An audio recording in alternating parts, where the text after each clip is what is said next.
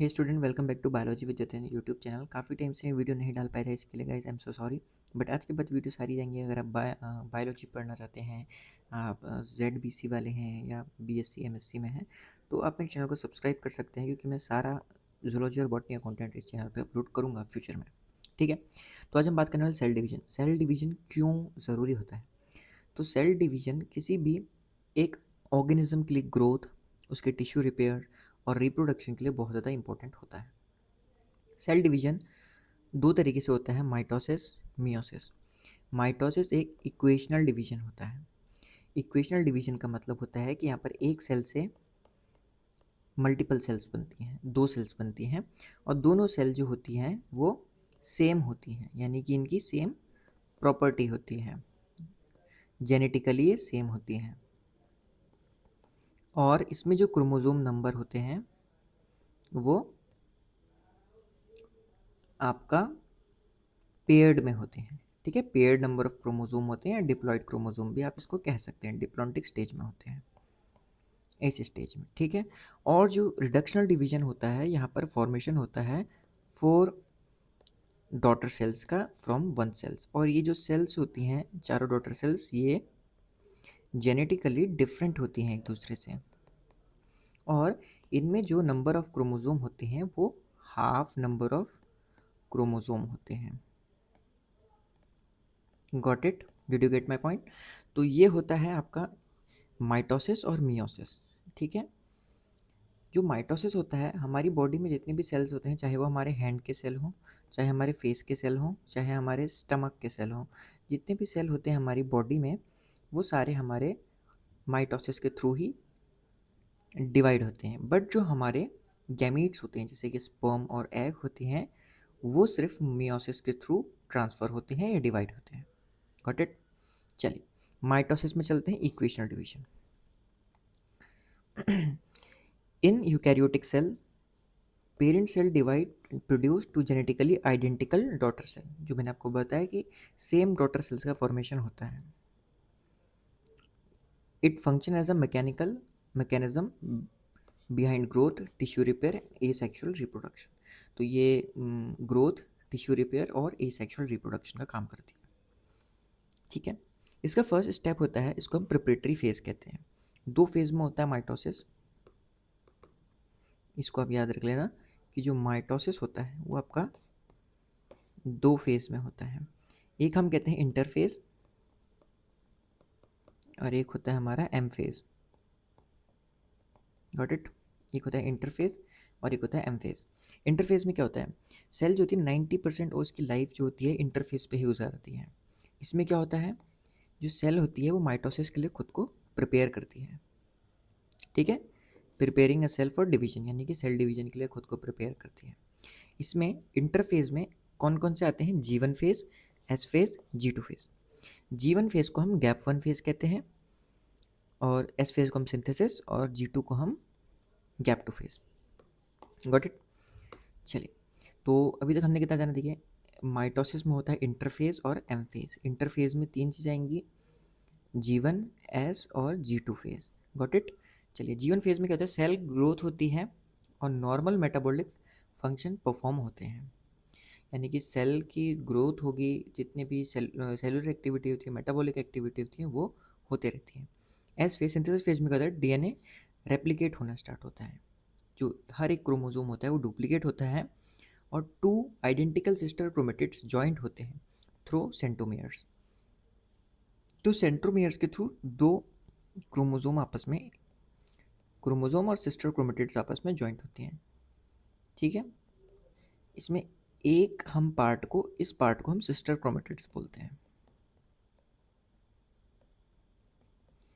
और ये जो गोल बीच में होता है इसको हम सेंट्रोमेयर बोलते हैं। सेंट्रोमेयर दो क्रोमोसोम्स को जॉइंट करने का काम करता है, सिस्टर क्रोमेटिड्स को और नॉर्मल क्रोमोसोम को। G2 फेज की बात करें, G2 फेज में क्या होता है, डबल चेक होता है कि कोई भी डुप्लीकेटेड क्रोमोसोम का, डुप्लीकेटेड कोई भी क्रोमोसोम डुप्लीकेट ना हो और कोई एरर ना हो, इसका चेकअप होता है G2 फेज में। और सारे नेसेसरी प्रोटीन का सिंथेसिस होता है, जो कि डिवीजन के लिए और माइटोसिस के लिए इंपॉर्टेंट होता है। Got it? इतना ही है आपका इंटरफेस में। जीवन फेज, इंटरफेज में देखो एक बार रिवीजन करते हैं। इंटरफेज में 90% सेल रहेगी, 90% अपनी लाइफ इंटरफेज में बिताएगी। जीवन फेज में नॉर्मल एक्टिविटी करेगी, मेटाबॉलिक फंक्शन करेगी। एस फेज में डीएनए रेप्लिकेट होगा और सिस्टर क्रोमेटिड्स के साथ जॉइंट होंगे थ्रू सेंट्रोमियर। और जी2 फेज में क्या होगा, डुप्लीकेट क्रोमोसोम को हटाया जाएगा एरर से बचाने के लिए, और सिंथेसिस होगा एसेंशियल प्रोटीन का जो कि डिवीजन के लिए इंपॉर्टेंट होते हैं। एम फेज में चलते हैं। M phase consist two major event, karyokinesis and cytokinesis. Karyokinesis के अंदर वो सारे इवेंट्स आते हैं जो कि न्यूक्लियस डिवाइड करते हैं, और साइटोकाइनेसिस के अंदर वो इवेंट आते हैं जो कि साइटोप्लाज्म को डिवाइड करते हैं। ठीक है, चलिए। तो कैरियोकाइनेसिस के अंदर PMAT आपको याद रखना पड़ेगा, प्रोफेज, मेटाफेज, एनाफेज और टीलोफेज। ये मैं भी आपको सब बताऊंगा क्या है। ठीक, तो प्रोफेज में क्या होता है, क्रोमेटिन जो होते हैं कंडेंस होने लग जाते हैं और डीएनए टाइटली कॉइल हो जाता है विजिबल क्रोमोसोम में। तो जो पहले होते हैं क्रोमेटिन्स जो होते हैं धागे, ऐसे धागे होते हैं, दो कलर के धागे होते हैं। ठीक है, दो कलर के धागे होते हैं, ये आपस में ऐसे उलझे टाइप के रहते हैं। तो जो प्रोफेज स्टेज होती है, यहाँ पर ये दोनों धागे जो होते हैं आपस में कंडेंस हो जाते हैं और एक तरीके का क्रोमोसोम लाइक शेप ये आपस में बना लेते हैं इस तरीके से।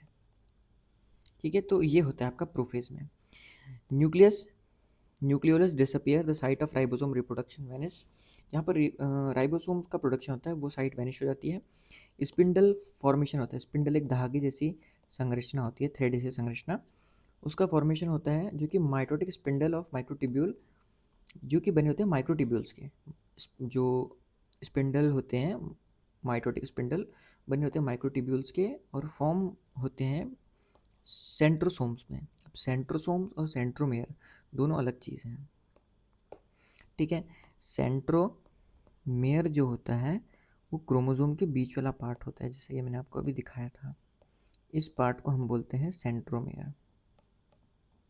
और सेंट्रोसोम जो कि फॉर्मेशन करते हैं किस चीज़ का, माइटोटिक स्पिंडल्स का, धागे से संरचना का जो फॉर्मेशन करते हैं उसे हम सेंट्रोसोम्स कहते हैं। Nuclear envelope break occur, spindle fibre attach to the chromosome. उसके बाद न्यूक्लियर एनवेलप ब्रेक होता है ताकि स्पिंडल फाइबर अटैच हो सके क्रोमोसोम से। फिर हम चलते हैं मेटाफेज पे। Centrosomes move to opposite pole of the cell. यहाँ पर डायग्राम से देखते हैं। ठीक है, तो ये है प्रोफेज। देखो प्रोफेज में यहाँ पर थ्रेड वाला स्ट्रक्चर नहीं दिखाया है, बट यहाँ पर ऐसे थ्रेड्स रहते हैं और ये सारे कंडेंस होकर ऐसे क्रोमोसोम का फॉर्मेशन कर लेते हैं। ये जो गोला दिख रहा है आपको, इसको हम कहते हैं सेंट्रोमेयर, और जो ब्लैक पार्ट है इसे हम कहते हैं सेंट्रोसोम। इसमें कंफ्यूज नहीं होना है। ठीक है, तो ये सेंट्रोसोम और सेंट्रोमेयर जो होते हैं, इसमें फॉर्मेशन होता है क्रोमोसोम का इस तरीके से। और जो मेटाफेज में मैंने आपको बताया क्या था, मेटाफेज में सेंट्रोसोम जो होते हैं अपोजिट डायरेक्शन पे मूव करते हैं। वैसे सेंट्रोसोम यहाँ पर नहीं होते हैं, सेंट्रोसोम इसमें यहाँ पर अलाइन होते हैं स्टार्टिंग प्रोफेज में, और मेटाफेज में ये सेंट्रोसोम इधर पे जाके अटैच हो जाते हैं। और यहाँ से जो ये निकल रहे हैं धागे जैसे स्ट्रक्चर, इसको हम कहते हैं स्पिंडल फाइबर। ठीक है, माइटोटिक स्पिंडल या स्पिंडल फाइबर कहते हैं। तो ये स्पिंडल फाइबर क्या करते हैं, जितने भी क्रोमोसोम होते हैं उनको एक इस तरीके की हॉरिजॉन्टल लाइन में लाके अलाइन कर देते हैं। ठीक है, अभी हम इसके बारे में पढ़ते हैं। चलो, स्पिंडल फाइबर जो होते हैं पुल करते हैं क्रोमोसोम को until they all lined up as a long single plane metaphase plate. तो यहाँ पर देखा आपने, इसने सारे क्रोमोसोम जो ऐसे बिखर रहे थे, यहाँ से सेंट्रोसोम से स्पिंडल फाइबर निकले, इन स्पिंडल फाइबर जाके सेंट्रोमेयर से जॉइंट हुए। समझ में आया? नहीं आया तो देखो दोबारा बताता हूँ। ये पार्ट है सेंट्रोसोम, ये जो पार्ट है ये है सेंट्रोमेयर। ध्यान से समझेंगे, सेंट्रोसोम ये पार्ट है सेंट्रोमेयर। तो सेंट्रोसोम इसमें डायग्राम में यहाँ पर है, बट आप इसको यहाँ पर बनाना प्रोफेज में, यहाँ पर मैंने बनाया है। और जो डीएनए कंडेंस जब होते हैं तो सेंट्रोसोम जो है वो क्या करता है, इन सेंट्रोसोम से हल्के हल्के स्पिंडल फाइबर बनना शुरू होते हैं। और यहाँ पर एक न्यूक्लियर एनवलप भी होता है, वो भी डीके हो जाता है, प्रोफेज के अंदर ही हट जाता है। मेटाफेज में ये जो आपका सेंट्रोसोम्स हैं ये एक दूसरे के अपोजिट डायरेक्शन में अलाइन हो जाते हैं और जाके इनका जो स्पिंडल फाइबर होता है वो जाके सेंट्रोमेयर से जुड़ता है। सेंट्रोसोम का धागा जाके सेंट्रोमेयर से जुड़ता है और सारे क्रोमोसोम को एक सिंगल लाइन पे अलाइन कर देता है। और इस सिंगल लाइन को हम क्या कहते हैं? मेटाफेज प्लेट या इक्वेटोरियल प्लेट। ठीक है। Ensure every kinetochore protein structure on the centromere is attached with a spindle fibre to prevent unequal chromosome distribution. तो ये करना श्योरिटी होता है कि स्पिंडल फाइबर जो है उससे अच्छे तरीके से कनेक्टेड रहे, क्रोमोसोम अच्छे से कनेक्टेड रहे स्पिंडल फाइबर से, ताकि सारे क्रोमोसोम एक लाइन पे आ जाए। टीलोफेज, मेटाफेज, एनाफेज आ गई। एनाफेज में ये है एनाफेज। ठीक है। एनाफेज में क्या होता है? Sister chromatids are suddenly pull apart toward opposite end of the cell. Once separated, each chromatid is contains a full individual chromosome. Non-kinetochore microtubule push against each other to elongate the cell. अब जो ये micro spindle fibre था इसने ये chromosome को आपस में break कर दिया। सेंट्रोमेयर से ये टूटे, खिंचे और आधे इस साइड चले गए, आधे इस साइड चले गए, इस तरीके से। ये होता है हमारा एनाफेज में सेपरेशन फेज। टीलोफेज में कहता है two new daughter nuclei form at each pole of the cell. Nuclear envelope reform around each set of chromosome. Chromosome begin to decondense back into loose chromatin spindle apparatus dismantle. तो इसमें क्या होता है? यहाँ पर दो सेल्स का formation होने लग गया, दो न्यूक्लियर एनवलप का फॉर्मेशन हुआ और ये जो क्रोमोसोम थे ये आपस में जुड़ने लगे और दो सेल्स यहाँ पर फॉर्म होने लगी। तो इतना काम होता है हमारा कैरियोकाइनेसिस में। साइटोकाइनेसिस में आते हैं। अब हमारा न्यूक्लियर डिवीजन तो हो गया ना, न्यूक्लियर डिवीजन हो गया। अब हमारा साइटोप्लाज्म डिवीजन बचा है। तो वो साइटोप्लाज्म डिवीजन जो होता है वो हमारा होता है साइटोकाइनेन में। साइटोकाइनेसिस में क्या होता है? एनिमल सेल में क्या होता है? एक कॉन्ट्रेक्टाइल रिंग बनती है एनिमल सेल, ये रही। साइटोकाइनेसिस में क्या होता है? देखो पहले देख लो, ये जो डीएनए था ये आपस में दोनों सेल्स आपस में डिफ्रेंशिएट हुई। जो डीएनए पहले कंडेंस हुआ था वो दोबारा धागे की तरह खुल गया, जैसे धागे थे खुल गया, और दोबारा से जो सेंट्रोसोम था वो यहाँ पर आके अलाइन हो गया। इसमें भी सेम चीज़ होगी और ये सेल आगे जाके फिर वही प्रोसेस करके दोबारा डिवाइड होगी और इस तरीके से सेल की ग्रोथ होगी। अब बात करते हैं एनिमल सेल में क्या होता है। एनिमल सेल में एक क्लीवेज फरो, एक फरो का फॉर्मेशन होता है। ये फरो जो होता है इसको आपस में डिवाइड करने का काम करता है इस सेल को। यहाँ से अंदर की ओर को एक प्रेशर लगाता है फरो। पर प्लांट सेल में क्या होता है? कोई भी फरो प्रेजेंट नहीं होता है, तो उसमें डिवीजन इस तरीके का होता है, जॉइंटेड जैसा। Got it? चलिए, तो इतना ही था आपका माइटोसिस में। अब हमको बढ़ना है मियोसिस में। तो जो जितना भी मैंने आपको एक बार बताया, जो भी माइटोसिस में प्रोसेस होती है, हमारी स्किन, हमारी आई, हमारे बॉडी के सारे फंक्शन जो होते हैं वो माइटोसिस में ही डिवाइड होते हैं। सारी स्किन, सारी parts, except our germ cell. हमारे जर्म सेल्स होते हैं एग और स्पर्म, ये हमारे मियोसिस के थ्रू डिवाइड होते हैं। चलिए, मियोसिस क्या है? मियोसिस एक रिडक्शनल डिवीजन है। इसमें क्रोमोसोम जो होते हैं हाफ हो जाते हैं। Got it? Meiosis is a reductional division process where diploid parent 2n divide to yield haploid daughter n, reducing the chromosome number by half. In human 46 chromosome, 23 pair, it produces gametes, sperm and egg. Male diploid 2n से sperm बनेगा जो कि haploid होगा। Female diploid 2n से egg बनेगा जो कि haploid होगा। स्पर्म और एग का फर्टिलाइजेशन होगा, जाइगोट बनेगा जो कि 2n होगा। तो यानी कि एक क्रोमोसोम इधर से आया पिता से, एक क्रोमोसोम आया माता से, दोनों के क्रोमोसोम मिलके बन गया एक नया जीवधारी, नया। ओके, यहाँ पर भी लिखा है देखो, all body cell, stomach, skin divide by mitosis, but germ cell, sperm and egg are through meiosis. Meiosis में क्या होता है? मियोसिस में वही फेज होती हैं, प्रोफेज, मेटाफेज, एनाफेज, टीलोफेज, पर ये दो बार होती हैं। उसमें एक बार होती थी माइटोसिस में, इसमें दो बार होती हैं। Prophase 1, prophase 2, metaphase 2, anaphase 2, telophase 2। But इसमें प्रोफेज को हमको पढ़ना पड़ता है डिटेल में, क्योंकि प्रोफेज में आती हैं सब स्टेजेस। क्या आती हैं? सब स्टेजेस। सब स्टेजेस कौन सी हैं? Leptotene, zygotene, pachytene, diplotene, diakinesis. Leptotene में क्या होता है? Chromatin started to condense, chromosome look like thin thread. वही चीज़ जो प्रोफेज उसमें हो रही थी। जाइगोटीन में कहते हैं homologous chromosome came together start pairing up in a process called synapsis. They form a structure called bivalent और tetrad held by the synaptonemal complex. चलिए देखते हैं एग्जाम्पल में।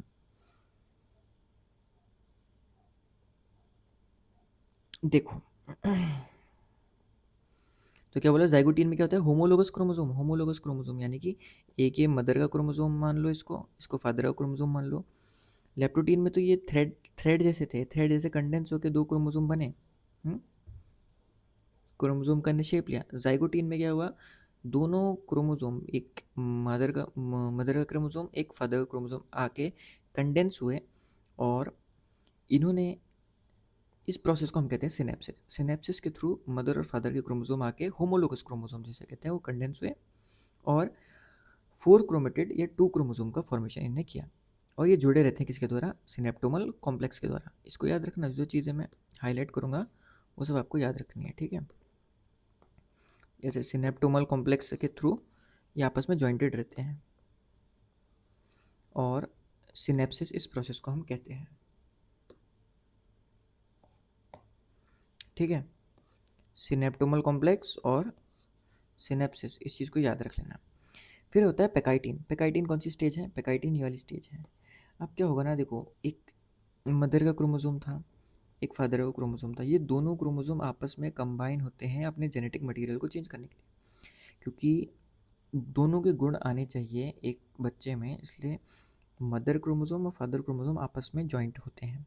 ये प्रोसेस होती है हमारी पेकाइटिन में। Formation of recombination nodule. Recombination nodule बने होते हैं, क्रॉसिंग ओवर होता है नॉन सिस्टर क्रोमेटिड्स के बीच में। Homologous chromosome crossing over is mediated by enzyme recombinase. Recombinase enzyme के थ्रू यहाँ पर क्रॉसिंग ओवर होता है मदर और फादर क्रोमोसोम के बीच में, यानी कि होमोलोगस क्रोमोसोम के बीच में। डिप्लोटीन क्या होता है? Dissolution of the synaptonemal complex. Homologous chromosome begin to move away from each other but remain attached at the cross shape structure called chiasmata. अब ये यहाँ पर अपना ट्रांसफ़र करके आपस में जॉइंटेड रहते हैं, ठीक है? डिप्लोटीन में यहाँ पर आपस में जॉइंटेड रहते हैं चियास्मेटा के थ्रू। चियास्मेटा यहाँ पर एक ग्लू की तरह काम करता है, जो इन दोनों क्रोमोसोम को जुड़े रहने का काम करता है आफ्टर क्रॉसिंग ओवर। ये काम होता है हमारा किस में? डिप्लोटीन में। फिर आते डाइकाइनेसिस में क्या होता है? चियास्मेटा जो होता है, जो इन दोनों को जोड़े रखता है, वो टर्मिनेट हो जाता है। यहाँ पर चियास्मेटा था, टर्मिनेट हो गया, और chromosome fully condense and mitotic spindle assemble at the nucleolus and nuclear envelope disappear।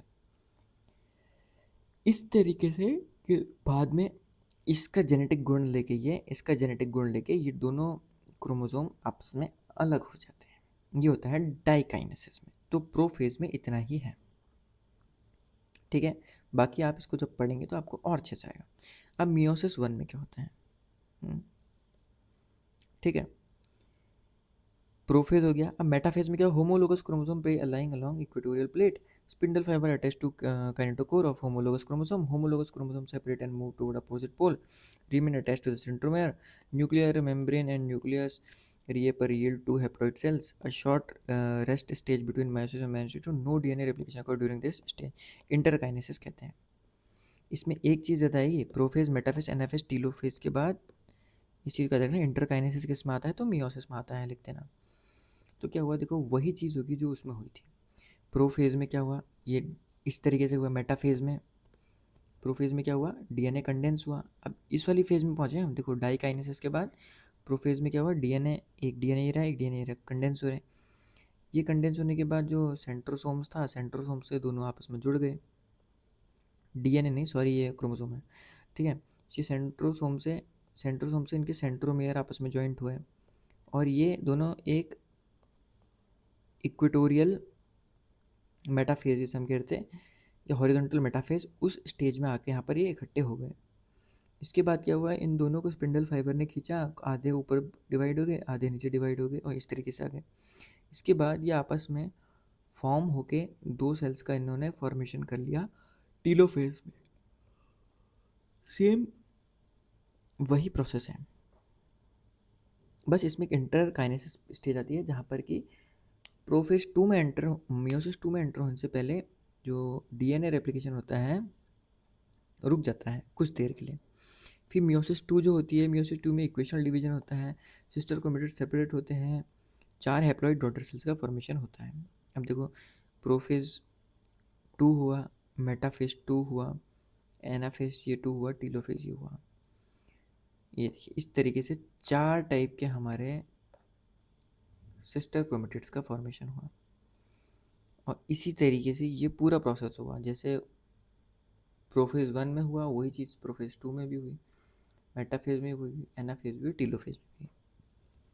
ठीक है, प्रोफेज टू में कहता है nuclear envelope break down, chromosome condense again, spindle fibre reform. वही चीज़ देखो, मेटाफेज में chromosome aligning individually along the metaphase plate in both daughter cell, centromere split, sister chromatid separate and move to opposite poles and individual chromosome, telophase 2 cytokinesis। तो इतना ही है इस topic में, मैंने आपको पूरा बता दिया है सेल डिवीजन के बारे में। इसमें आपका माइटोसिस मियोसिस पूरा अच्छे से हो गया।